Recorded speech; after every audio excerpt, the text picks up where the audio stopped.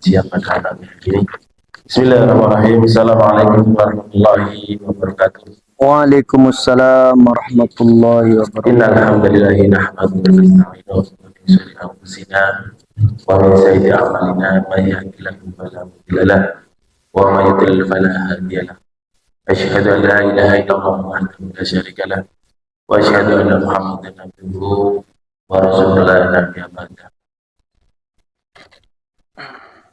Bersyukur dan mengucapkan alhamdulillahirabbil alamin. Bersalawat dan mengucapkan Allahumma shalli ala sayyidina Muhammad wa ala ali sayyidina Muhammad. Yang kami hormati, mari kita bersama Bapak Ustaz Hairus MA, Ketua DKM Masjid Tarhib, Bapak Ustaz Sakit, Ketua RW 1 Bapak Muladi Jono, dan Ketua PPD, lapisan masyarakat, tokoh masyarakat, para satid yang tidak bisa kami sebut satu persatu, namun tidak mengira hormat dan cinta. Alhamdulillah kita bisa melaksanakan sholat subuh bersama. Sholat adalah perintah Allah, berjamaah adalah sunnahnya Nabi.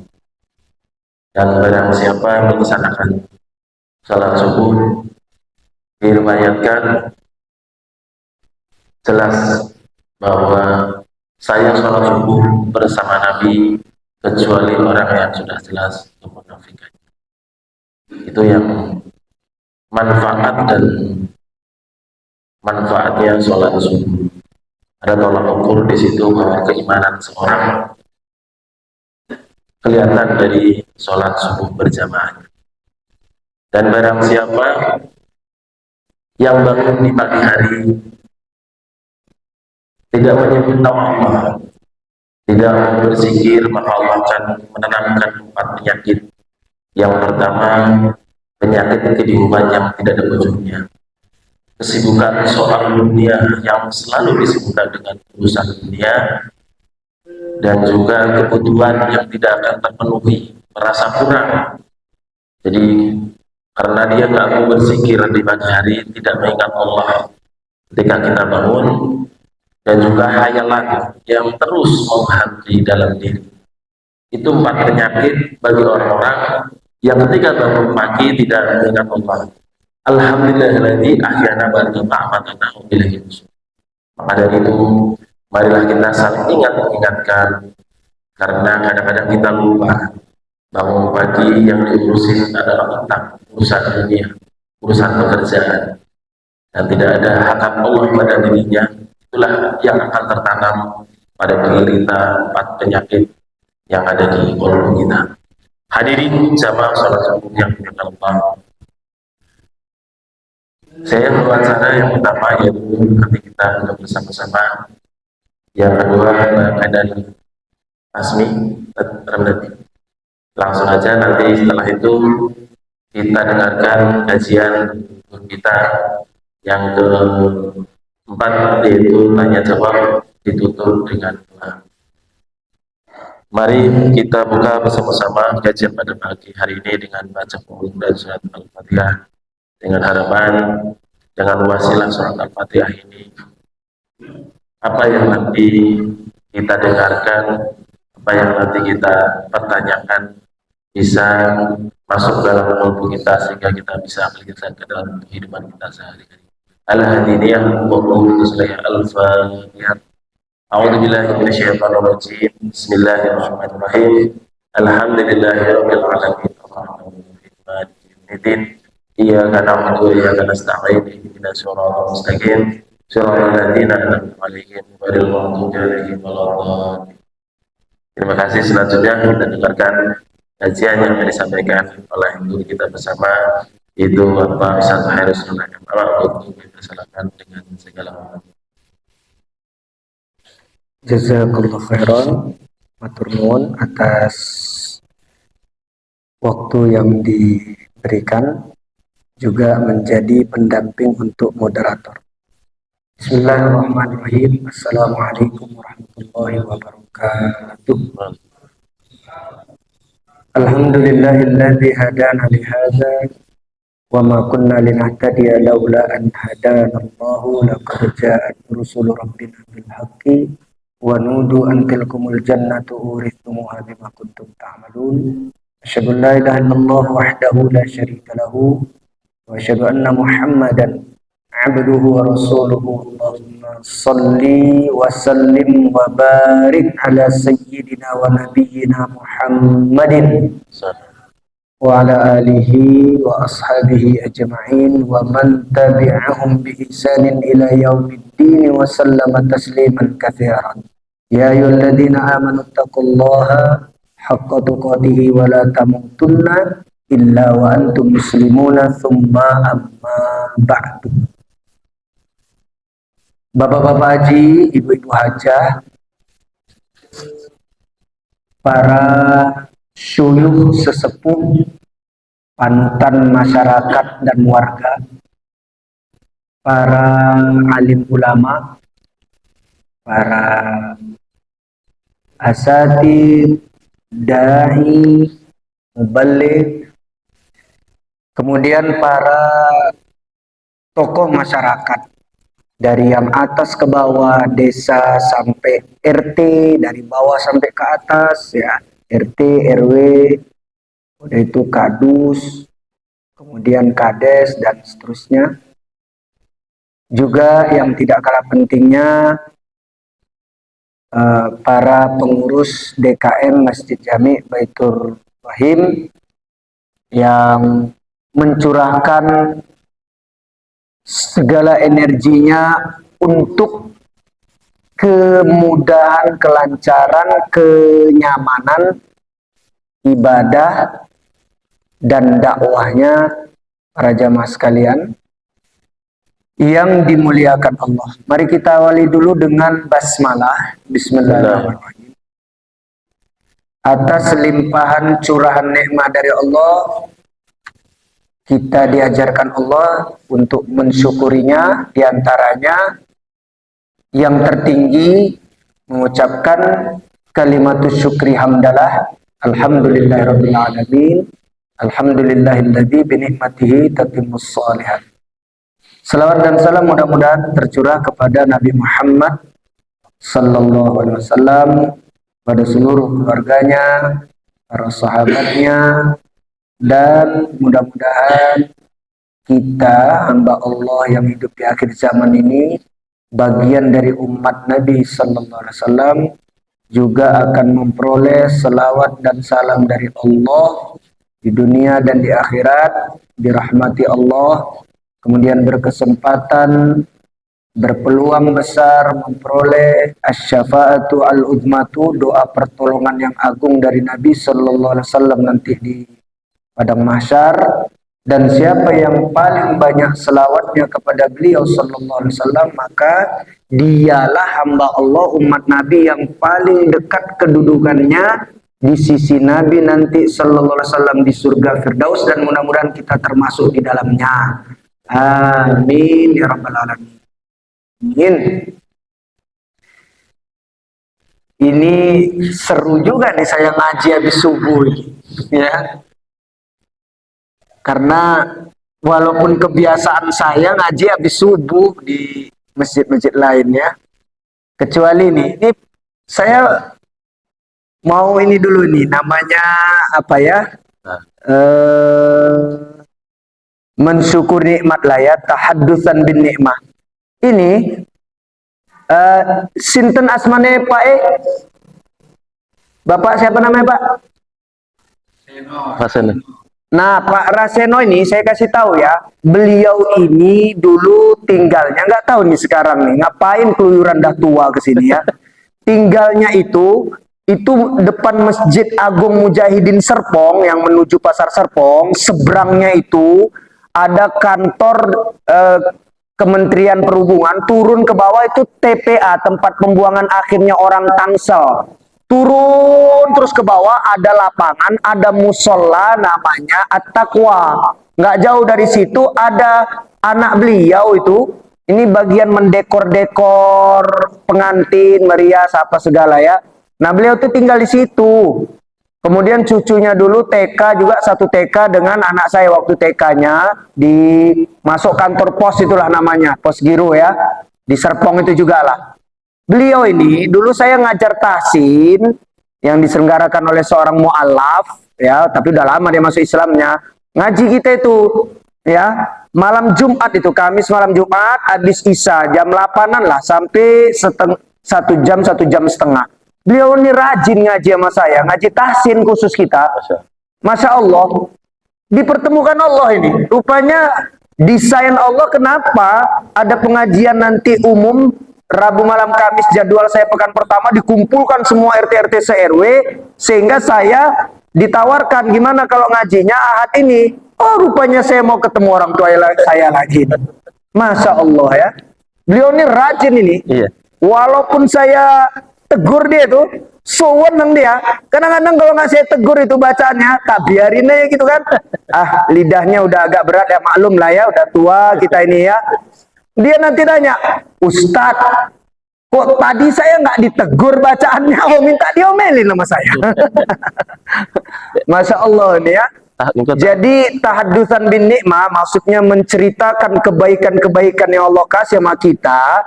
Ya, wa amma bi nikmati rabbika fadis. Ini saya mau membanggakan beliau di hadapan Allah ini. Masya Allah ini Pak, ya Pak Seno ini ya. Sekarang gimana ceritanya jauh-jauh dari Serpong keluyuran ke desa Pengasinan, Pak? Jadi memang di sana menyengat sekali, Masya Allah, menyengat sekali. Ya. Saya masih kenal, itu cerita sebelum pandemi kita itu ya, terakhir 2019 karena pandemi dan nggak dilanjut lagi sekarang. Di sini rajin juga tuh. Iya. Rajin juga ikut tahsin juga. Oh, rajin juga ikut tahsin juga ya, Masya Allah. Ya. Tabarakallah. Baik, supaya saya menjalankan amanah dari jamaah dan pengurus, ya kajian saya walaupun untukmu yang belum ya berangkat haji judulnya gitu, tapi tetap fikirnya saya ini dulu, baca dulu ya. Nanti saya disemprit sama Ustadz Haji Ramdan ini, kasihnya kartu kuning, gitu ya.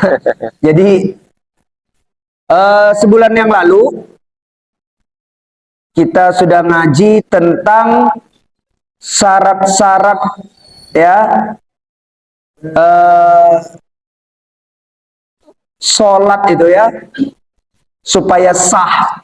Yang pertama kita bercerita tentang kesucian ya, ada 12 syarat sah sholat. Yang pertama tentang kesucian, apa yang suci, baik pakaian, badan, dan tempat yang akan digunakan untuk sholat. Sucinya terutama dari najis, najisnya yang tidak dimaafkan. Nah, kita lihat penjelasan najis. Wahia, najis adalah gitu, an-najasati mustakdzarun, sesuatu atau zat yang menjijikkan, yang jorok, yamna'u sihhatas sholati, yang dapat menyebabkan, menghalangi sahnya sholat. Jadi kotor ya, jorok, menjijikkan, dan dia terkategori bisa menghalangi sahnya suatu sholat. Bihaitsu la murakhisa, dengan sekiranya bawa duit 300 tidak ada keringanan pada najis itu, maksudnya najis yang betul-betul membatalkan sholat. Kalau nggak dititipin ke DKM, bukan najis yang dimaafkan, yang jumlahnya sedikit gitu ya. Udah kita bahas tuh bulan lalu, yang sedikit kayak tai cicak gitu ya. Dan seterusnya. Faminha, di antara zat najis itu adalah al-khamru, khamar. Khamar itu aslinya, khamar itu kalau kita itu sesuatu yang bisa memabukkan kan gitu ya. Sebenarnya arti aslinya khamar itu adalah zat yang menutup akal sehat. Dah gitu aja. Cucunya lupa. Jadi kalau dikonsumsi alias diminum, kalau sekarang bukan diminum aja, kategori khamar itu ya narkoba, zat aditif. Ini ada tumbuhan baru yang jadi heboh ini. Apa namanya itu? Agak viral itu di berita. Tumbuhan baru ini disuruh teliti sampai sama RI1, terutama pakarnya dan BNN, Badan Narkotika Nasional. Apakah dia ini berbahaya atau tidak gitu. Adanya di Tanah Jawa ya, sebangsa ganja dia, saya lupa lagi namanya. Gitu ya. Jadi khamar itu minuman-minuman yang memabukkan, juga ada makanan memabukkan, itu terhukumi najis. Walaupun dari substansi yang tidak kotor dari material. Nah, nanti kita lihat. Misalnya gini, dijelaskan oleh Syekh Nawawi. Walau min nahwi zabibin wa tamrin. Walaupun khamar itu asalnya dari anggur dan kurma. Gitu. Ya. Kemudian wahabbi qur'in dan biji labu air. Biji labu air. Terus wa al-budhuti. Juga dari ya, khamar itu berasal dari namanya al-budhu. Al-budhu itu wahia ar-ruzzun matbukhun au khubzun au ghairuhu, yaitu beras yang dimasak atau roti atau sebangsanya. Kemudian yutraku salasata ayyamin, diendapkan beberapa hari, difermentasi, au aqalla, ya, jadi beberapa hari selama 3 hari atau kurang, au aksara atau lebih, ma'a al-kaifiyati al-mu'arrafati, dengan mekanisme atau cara atau teknik tertentu, yaitu bahasa kita sekarang fermentasi, pembasian, pembusukan gitu.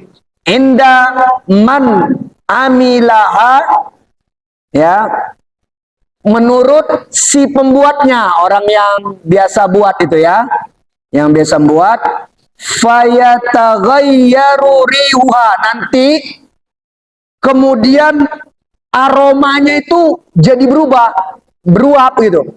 Ya, kayak kalau kita itu tape gitu kan, itu tape dari singkong atau dari ketan itu. Kalau dari ketan itu terutama ya, kalau kita buka dari daun, ya kan, uapnya kan hush gitu. Ya. Kemudian idza askarot, kalaulah yang tadi disebutkan, ya, misalnya anggur, kurma, ya, biji labu air, kemudian tadi ada beras, roti, ya, yang difermentasi tadi, kemudian bisa memabukkan semua itu, bikin mabuk, najisat, itulah termasuk khamar yang najis. Kama naqalahu, sebagaimana pernyataan itu dikutip oleh ulama kita Husain al-Mahalli anir Ramli, dari al-Imam al-Husain al-Mahalli, dan ini menurut salah satu ulama terkemuka di mazhab Asy-Syafi'i, yaitu menurut al-Imam ar-Ramli. Jadi yang namanya cuka, nah kita bahas ini cuka dengan khamar, itu sama prosesnya, cuma ada tahapan tertentu, ada jumlah, misalnya zat katalis, namanya katalisatornya dicampurkan, ya, untuk memfermentasi, kayak buat tempe, buat tahu, oncop. Itu kalau ternyata tahapannya tertentu, harinya tertentu, dia nanti jadi air, namanya cuka. Kan ada cuka dari anggur, cuka beras, ada cuka dari kurma, ada cuka apel. Itu tidak memabukkan. Itu kalau tahapannya dilewatin tertentu, ini orang-orang yang ngertiin buat ya, itu jadi khamar. Khamar, jadi minuman memabukkan. Itu anggur itu wine nanti. Yang paling populer sedunia ini kan di negara Prancis itu, ya, anggur yang memabukkan itu. Ya, walaupun tidak membuat telernya sampai ngoceh-ngoceh nggak karuan, yang penting minum itu kita kemudian mabuk aja. Tapi kadang-kadang tape yang dari ketan hitam itu, tahu ya, dibungkusnya itu kadang-kadang daun apa itu ya, daun jati ya, yang agak keras itu. Ah ya, pokoknya daunnya agak keras aja gitu ya. Oh, daun jambu juga ya. Itu kalau banyak-banyak juga memabukkan. Gak usah dah, gak usah, yang alami aja. Duren, itu kan gasnya tinggi ya. Coba banyak-banyak itu. Wah, itu badan panas.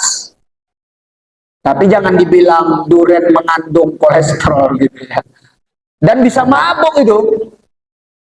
Nah gitu. Tapi duren yang nggak dihukumin najis lah. Ya. Gitu. Nah, itu penjelasan najis. Najis itu juga tidak boleh mengenai pakaian, badan, dan tempat sholat. Gitu. Makanya orang yang mabuk itu dilarang Allah sholat itu. Wala taqrabus sholata wa antum sukaro gitu. Jangan kamu dekat-dekat sholat, keadaanmu masih mabuk. Selain kamu mengkonsumsi sesuatu yang najis, akalmu pun nggak sehat itu. Ngaco kamu, nanti orang ngadap kiblatnya ke barat, kamu ke timur membelakangin. Ya kan? Nah, pokoknya macam-macam lah gitu.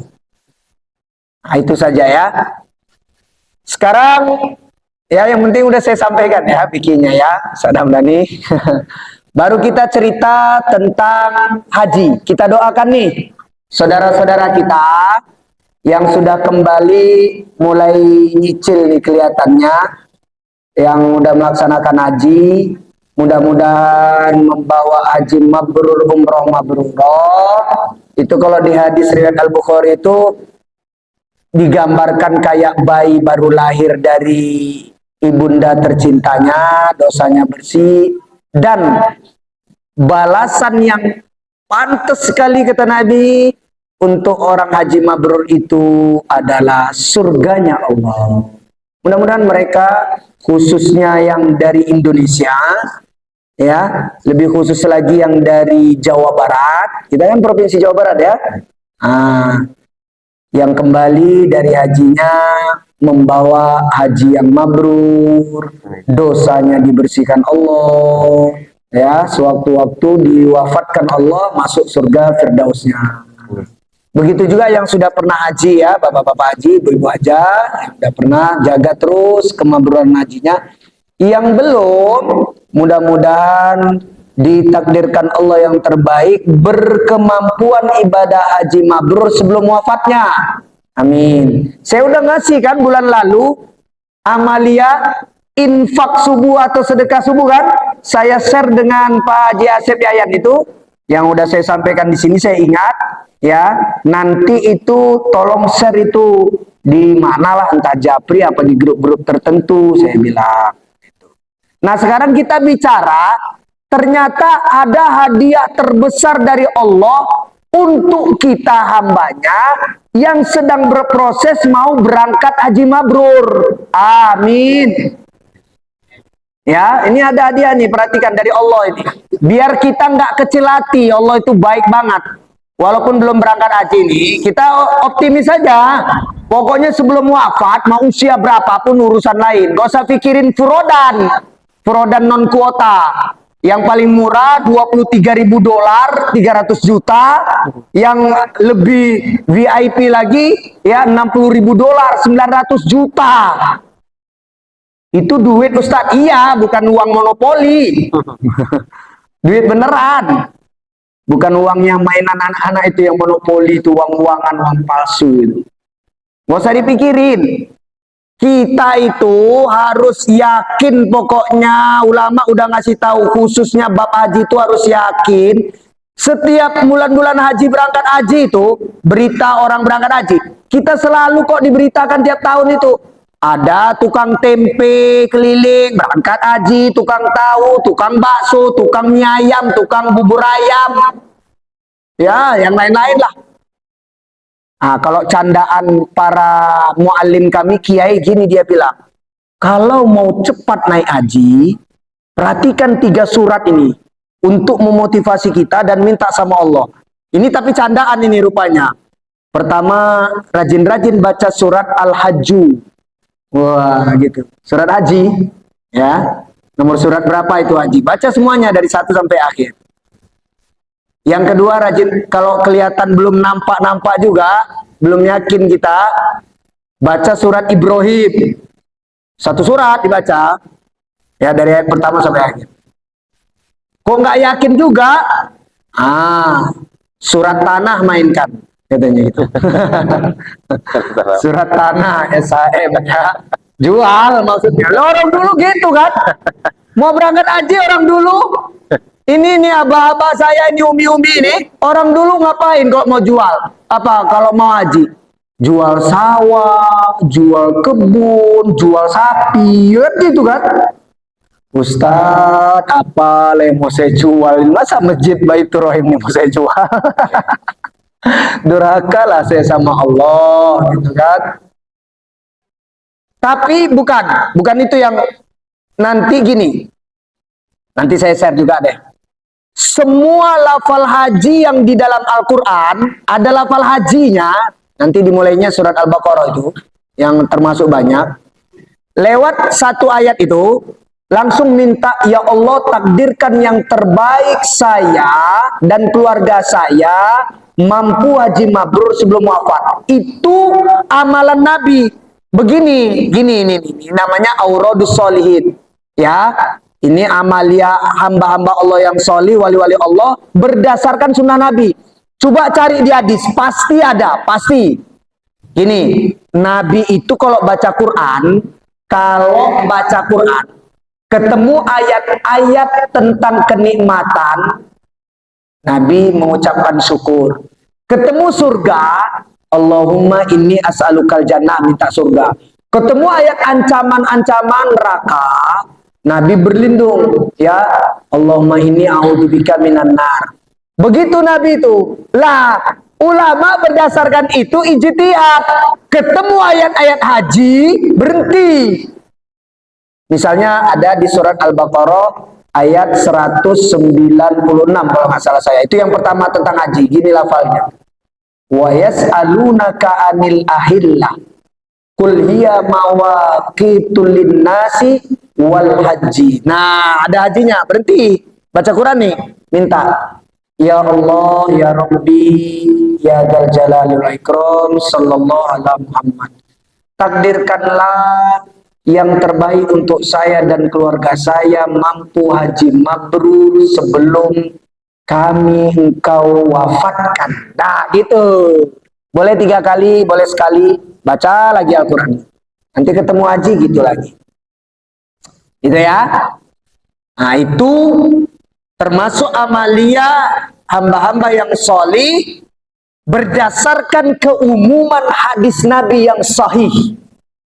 Jadi Nabi itu begitu kalau baca Quran. Makanya baca Quran cari yang ada terjemahan.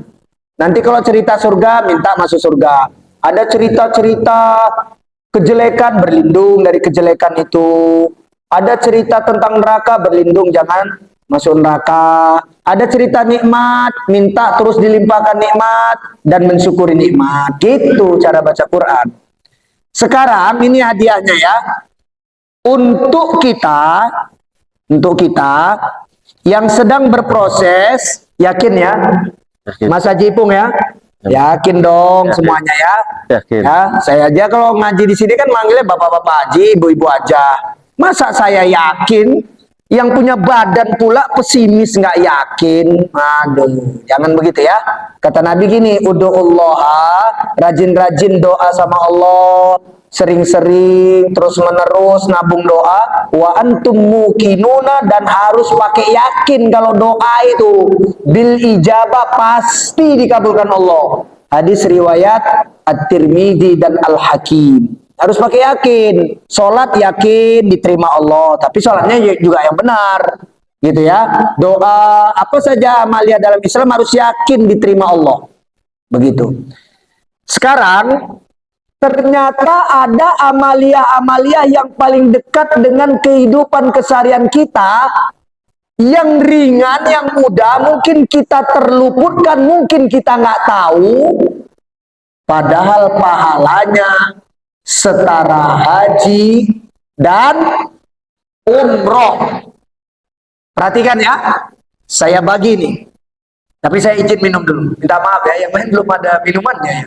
Biasanya kalau ngaji malam, saya belakangan loh dihidangin minuman. Justru jamaah duluan. Sekarang makan sarapan. Ada sarapan ya. Wah, tambah semangat nih saya nih. Ya, kita cepatkan ya. Nih perhatikan Pak Haji, Bu Haja, saya bukan menggurui, tapi menyampaikan Al-Quran dan Al-Hadis. Yang pertama, amalan terdekat tadi kita lakukan itu.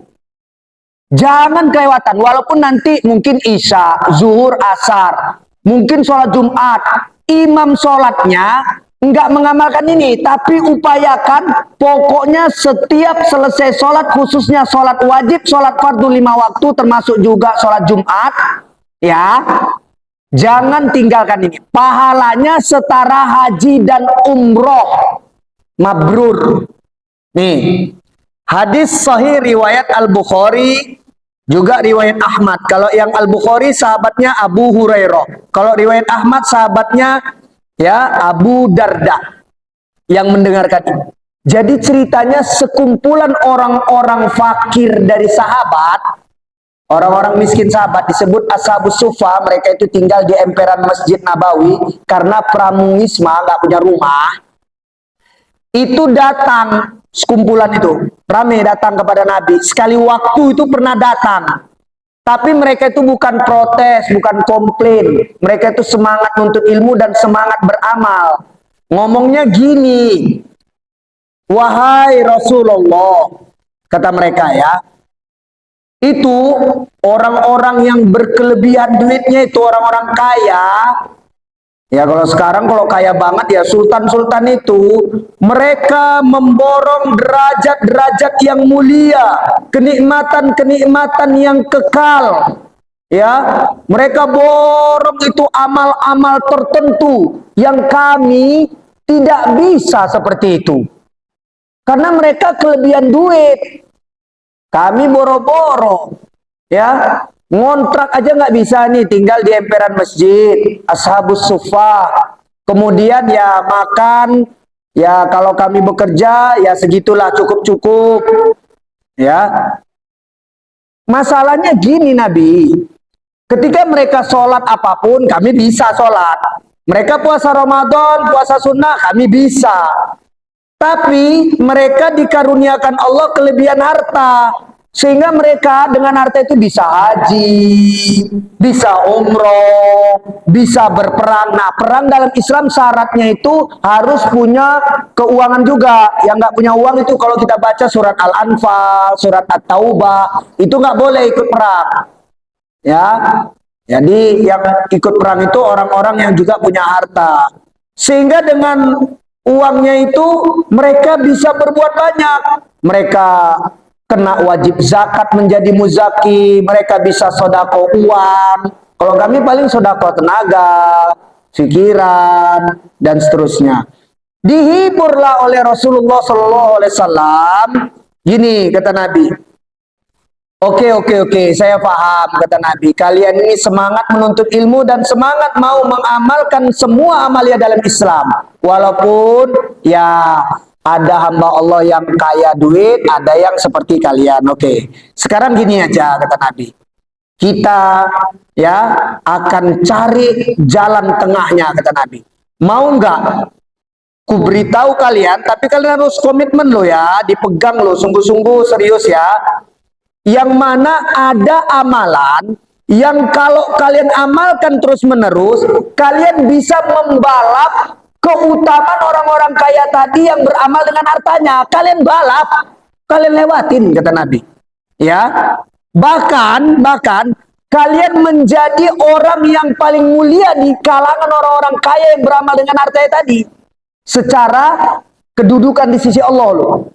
Walaupun kalian nggak punya uang, tapi kalian lebih mulia dari mereka. Kalian balap amal mereka orang-orang kaya, kalian lebih mulia daripada mereka. Gitu. Tapi dijaga ini ya. Cuma memang kata Nabi, kalau orang kayanya juga gemar beramal ini, ya kalian tetap kalah sih gitu. Orang kayanya juga mengamalkan amalan ini yang mau saya kasih tahu kalian ini.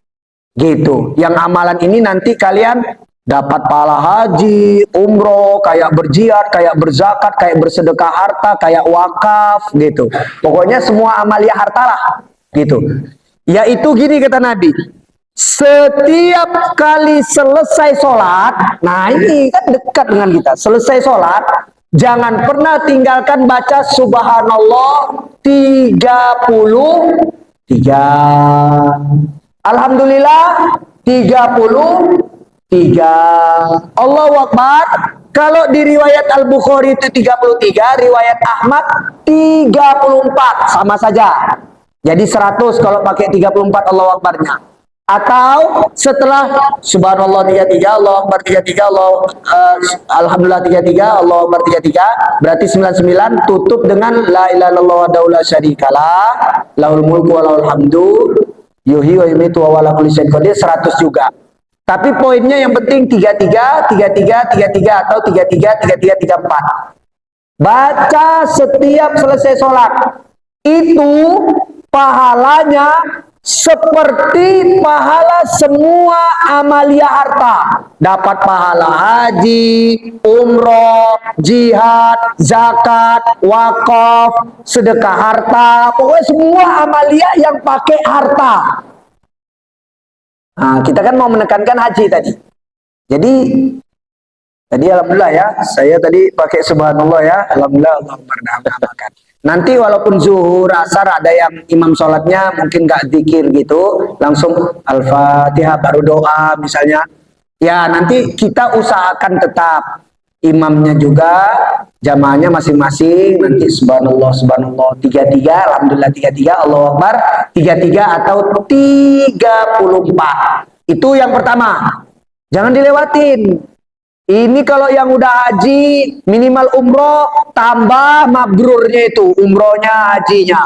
Yang belum pun, setidaknya kita ada hiburan. Sedang berproses untuk haji, ternyata setiap 5 kali waktu sholat, paling tidak berkesempatan dapat pahala haji, pahala umroh, pahala jihad, pahala wakaf, pahala zakat, pahala sedekah harta. Begitu. Ya, dipegang ini hadisnya sahih. Riwayat Ahmad dan Al-Bukhari. Yang kedua, ini yang nanti insya Allah kita lakukan. Ya, yang kedua. Sholat subuh berjamaah. Udah, sholat subuh berjamaah. Tadi kita sholat subuh berjamaah. Kemudian, zikirlah selesai sholat subuh dan macam-macamnya, wiridnya, doanya. Terus, tunggu tulu atau syuruk. Ya, tapi syuruk dan tulu itu matahari mulai muncul cahayanya, bukan mataharinya, itu cahayanya di ufuk timur sana. Nanti dilewatin itu minimal 5 menit, nggak waktu persis tulu atau syuruk.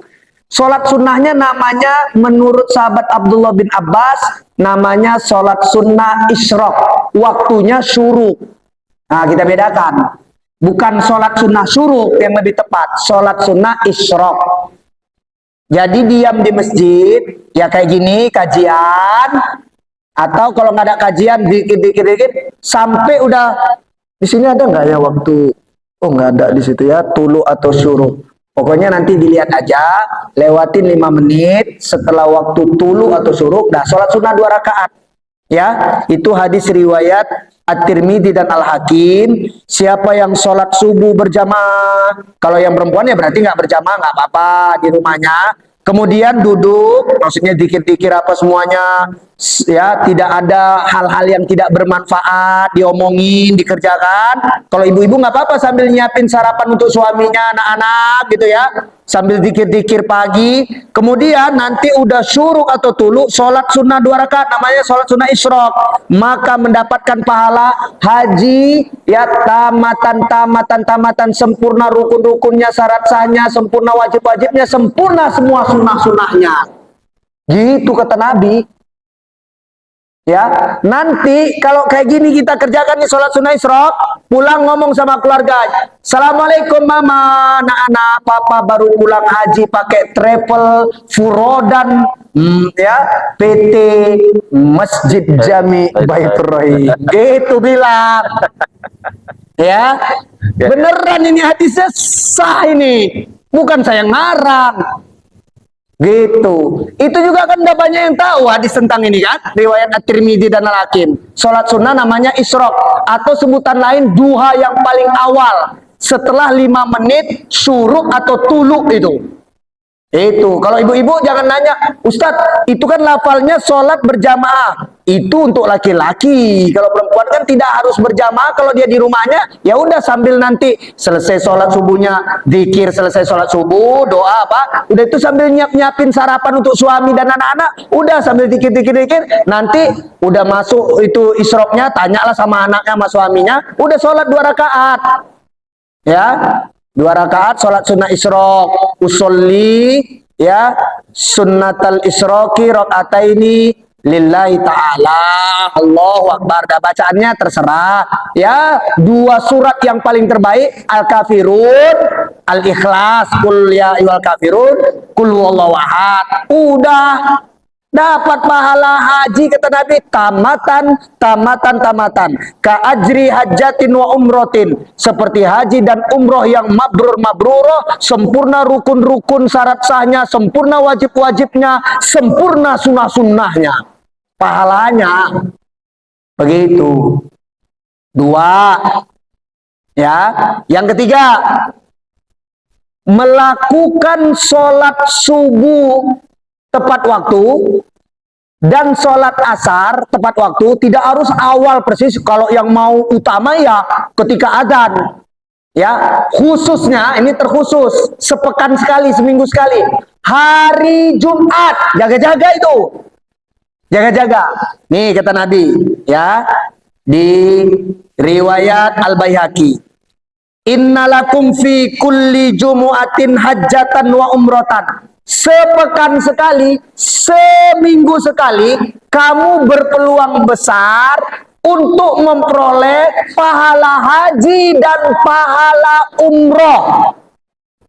Itu Nabi bilang ya, seminggu sekali, khususnya hari Jumat. Nabi bilang ini, fal hajjatu al hajiratu lil jumu'ati, pahala hajinya sholat subuh di hari Jumat. Yang laki-laki syukur-syukur berjamaah di masjid, di musola, di surau, di langgar. Yang perempuan di rumahnya nggak apa-apa, di masjid, di rumah-rumah Allah juga nggak apa-apa. Itu pahalanya sholat subuh hari Jumat seperti berangkat haji. Jadi pulang dari sholat subuh hari Jumat ya, Assalamualaikum papa, pulang haji pakai PT ya Baitur Rahim. Gitu. Terus wal umroh intizarul asri ba'dal jumu'ati, sedangkan pahala umrohnya sholat fardu asar di hari Jumat. Jadi orang sholat asar di hari Jumat, pulangnya dapat umroh. Assalamualaikum, pulang dari masjid sini, papa pulang umroh, mudah-mudahan mabrurah, pakai PT Baitur Rahim.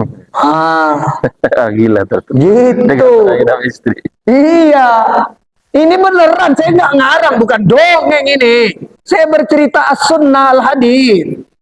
Jadi itulah judulnya saya buat untukmu yang belum berangkat haji. Allah kasih kita hadiah terbesar, Allah hibur kita biar nggak kecil hati. Karena muka-mukanya muka-muka pesimis. Apalagi orang-orang tua saya. Ya, kalaupun saya ada duit kecuali haji furo dan ustadz, ya, sekarang nih berangkat haji hampir 100 juta. Ini yang terbaru untuk dapat kuota minimal 15 tahun, kan beda-beda ya setiap provinsi ya. Ada yang lebih cepat, ada yang lebih lambat. Itu sekarang setengahnya. Kalau kemarin terakhir itu 25 juta. Provinsi Jawa Barat ini nunggu sekitar 15 tahun. 25 juta itu untuk nunggu 15 tahun. Sekarang berangkat haji itu hampir 100 juta. Maka untuk dapat kuota nunggu 15 tahun minimal 50%. Jadi 50 juta dulu. Baru nunggu tuh 15 tahun. Wah, duitnya udah bikin kantong saya sobek, Ustadz. Udah gitu secara nunggunya. Sekarang saya udah 65. Kalau 15 tahun berapa jadi Pak Ipung? 80. Masih hidup nggak saya? Makanya muka-mukanya muka pesini saya lihat. Nah, ternyata Allah baik. Dikasihnya kita kesempatan sholat 5 waktu, 5 kali haji, 5 kali umroh, 5 kali jihad, 5 kali zakat, 5 kali wakaf, 5 kali sedekah harta. Pokoknya semua amalia hartanya. Wah. Terus seminggu sekali ada sholat subuh, ada sholat asar, hari Jumat, dapat pahala haji dan umroh. Setiap pagi juga kesempatan haji dan umroh, sholat sunnah, isyraq. Udah cukup nggak 3? Cukup lah ya. Kayaknya perut saya pun udah ini demo cacingnya. Makan, gitu kan. Sebenarnya ada 1, 2, 3 lagi. Tapi dah di kesempatan yang lain dicicil aja. Biar nggak bosan. Saya beri dulu kesempatan untuk kita bahsul masail, diskusi. Wallahu a'lam. Tafadhol Mas Ajibung. Terima kasih karena kalian yang bertanya tentang kajian yang sudah disampaikan ataupun tentang yang lain yang mau ditanyakan. Ya, terus. Siap. Silakan Pak Ustadz. Ini amanah dari Anu Saleh sebentar. Saya tadi lupa lagi. Nanti insya Allah saya titip sama Pak Jipong atau siapalah doa untuk memudahkan berangkat haji dinukil oleh ya ulama-ulama kita ya yang belum berangkat haji, dan doa yang sudah berangkat haji mungkin mau berkesempatan haji, yang udah umroh pengen umroh lagi. Saya lupa, udah saya fotokopi loh, tapi lupa saya bawanya. Nanti insya Allah saya titip ya, saya fotokopi 50 lembar. Nanti kalau mau diperbanyak silakan lah ya. Assalamualaikum warahmatullahi wabarakatuh. Waalaikumsalam warahmatullahi wabarakatuh. Ustaz, saya ingin mulik yang masalah yang tadi itu, yang masalah khamar ya. Ya, khamar. Karena saya tuh sering kadang-kadang di rumah suka bikin cuka itu dari pisang batu. Ya, pisang batu Ya. yang ada biji-bijinya. Itu tujuannya apa? Saya mau bikinnya untuk cuka. Ya. Apa gitu termasuk khamar juga? Ya. Itu yang saya tanyakan. Siap. Sekian, terima kasih. Assalamualaikum warahmatullahi wabarakatuh. Jazakallah khairan Pak Haji Ustadz. Ini beliau ini di Musola Al-Furqan itu kan? Iya. Saya mah ingat. Ya, dulu kan kita pernah yasin sana, Ustadz Haji Ramdhani promosi kegiatan masjid ini ya kan, macam-macam. Waktu itu ngaji kita pindah ke sana itu. Itulah perdana saya ketemu sahabat saya Ustadz Umar. Jadi gini, beda khamar dengan khol. Cuka itu tadi yang saya cerita, proses bahan bakunya apapun difermentasi, dibasikan, kemudian entah harinya tadi dan seterusnya, teknik-teknik tertentu, dia ya menjadi cuka. Itu halal, bahkan kata Nabi ya, nikmal idamu al-khallu. Jadi cuka itu adalah lauk yang paling nikmat di hadis sahih. Jadi semua jenis cuka, tapi bukan cuka yang kimia ya, kimia sintetis yang bakso mie ayam, itu bukan cuka. Walaupun dia namain cuka. Cuka itu bukan kimia sintesis. Cuka itu tadi dari beras, dari apel, dari anggur, dari pisang batu atau pisang apalah, pisang tanduk pun boleh, enak itu digoreng itu gede-gede panjang-panjang gitu ya. Udah gitu dari apa tadi? Labu. Itu difermentasi ukuran tertentu, waktu tertentu, kadar tertentu, dia nggak jadi khamar. Sama-sama huruf kha, tapi jadi kholun, jadi cuka. Itu halal dan tidak najis. Boleh dikonsumsi. Kan ada cuka apel ya. Cuka apel yang mereknya Tahesta buatan Sidoarjo Jawa Timur, itu bagus sekali untuk gula darah, ya, asam urat, apalagi kolesterol. Nih saya kasih tahu, waktu saya kuliah di Malaysia, ada sebuah koran Malaysia. Kalau di Malaysia orangnya masih banyak koran, kita di sini koran udah mulai nggak laku. Itu ada kolom kesehatan, judulnya gini, The Miracle of Tea. teh mukjizat. Saya mikir gini, apa ini teh mukjizat nih? Itu dalam bahasa Inggris. Saya baca. Rupa-rupanya, nih saya kasih tahu ya. Ini penelitian dunia ini. Penelitian dunia. Cuka apa aja ya, tapi bukan cuka yang tadi saya bilang kimia yang orang-orang makan bakso itu lain itu. Cuka apel atau cuka apa? Cari di apotek merek Tahesta itu, ya, cuka apel. Itu 1 sendok makan cuka apel, air biasa, airnya ukurannya jangan ini gelas teh namanya yang panjang, gelas kopi.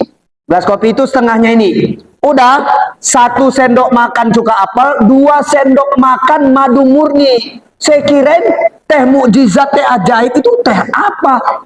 Rupanya cuka dicampur madu, madunya 2 sendok diaduk, diminumkan pagi, maka badan nggak cepat capek, darah itu encer, jauh dari ini yang punya asam urat, yang punya rematik, ya, badannya cepat pegel, yang tekanan darahnya cenderung tinggi, macam-macam lah.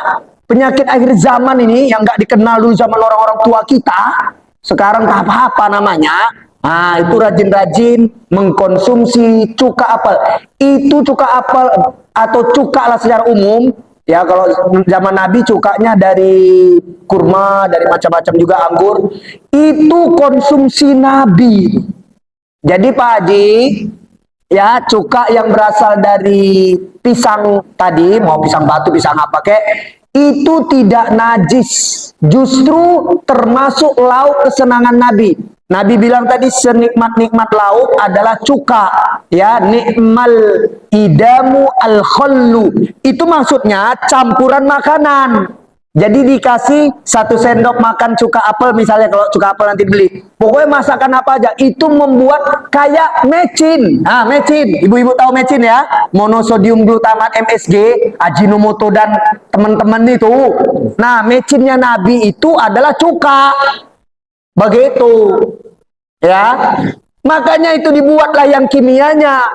Orang makan bakso, makan mie ayam, pakai saus, pakai kecap, kan dikasih. Tapi itu cuka itu bahaya.